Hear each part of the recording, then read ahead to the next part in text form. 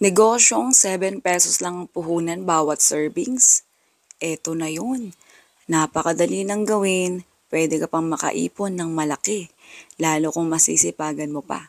So una, naglagay tayo ng skim milk sa lalagyan. Kasi simulan natin mag-voice over, wala na agad boses. Ayan, mga 3/4 cup lang yung lagay mo. Oo. Kasi sa ginawa kong ano dito, butter, sakto na yung 3/4 cup. Oo. Tapos, ito naman, 1/3 cup naman ng condensed milk. Para naman sa mga eksaktong sukat, meron tayong listahan ng kompletong recipe at saka costing. Nasa dulo ng video nito, pwede mong i-forward. Oo, screenshot mo na lang kung hindi mo mailista. Ha, okay. Tapos, ayan, ganyan siya kakunat haluin, kaya nagpatulong na ako sa asawa ko. Oo, kaya kung meron ka rin jowa, tulong ka na. Oo. Yan, ganyan siya kakunat. Kung nagmamadali ka, ganyan ang gawin mo. Hindi mo na kailangan lutuin. Oo, tas tabi lang natin yan dahil kailangan natin maghanda ng panibagong lalagyan at maglalagay tayo dito ng 1 cup ng all-purpose flour at saka 1 kutsara ng instant dry yeast. Kung wala kang instant dry yeast, baking powder na lang ilagay mo kaya baking soda. Yan, tapos tubig, 1 cup. Yung mixture na unang halo natin, malabnaw. Medyo malabnaw. So, kailangan nating maglagay dyan ng additional 1/3 cup ng harina. Tapos, halo lang ulit. Okay, ganun lang. Tapos, nag-add pa ako dito ng itlog. Actually, itong itlog optional lang. O kaya kung mapapansin nyo sa costing natin, ayan, wala siyang price or sa isang recipe naman natin dun sa Foodie or doon naman walang nakalagay. Optional lang kasi siya. May mga tao kasing bawal sa itlog at may mga taong ayaw kumain ng may itlog. So, ayan yun. Oo.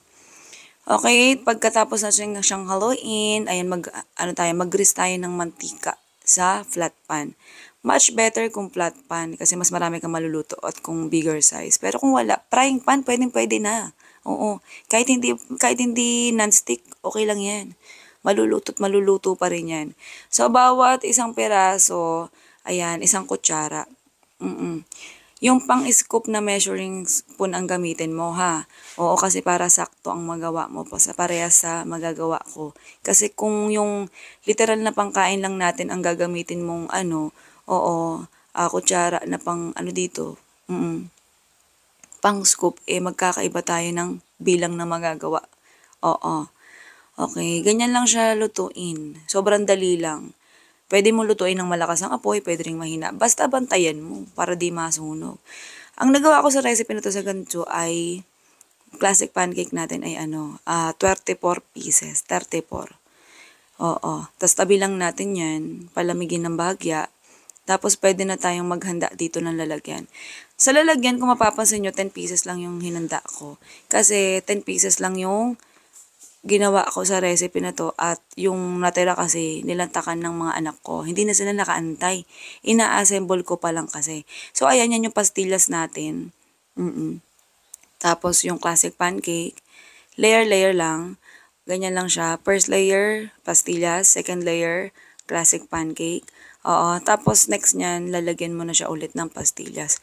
Oo. Layer-layer, katulad ng ganyan. Depende sa dami na gusto mong ilagay, ha. Yung gantong dami na nilagay ko, sakto lang siya. Kasi since wala namang flavor or wala man lang kahit matamis o asukal yung mixture natin sa classic pancake. Oo. Sinadya ko talaga yon kasi para hindi maumay yung kakain. Oo, kasi syempre, 'di ba, matamis na yung pastillas. So kung lalagyan mo pa ng asukal yung pancake mo, nakakaumay na. Oo. Pero yung iba gusto matamis na yung bread, matamis din yung palaman. So para sa akin, ayoko ng ganon. Oo. Para matansya nung kakain kung gaano katamis yung gusto niya kainin. Oo, sa recipe na to, pwede mo naman siyang lagyan lang ng layer-layer na pastillas, i-assemble mo lang kapag ka may bibili.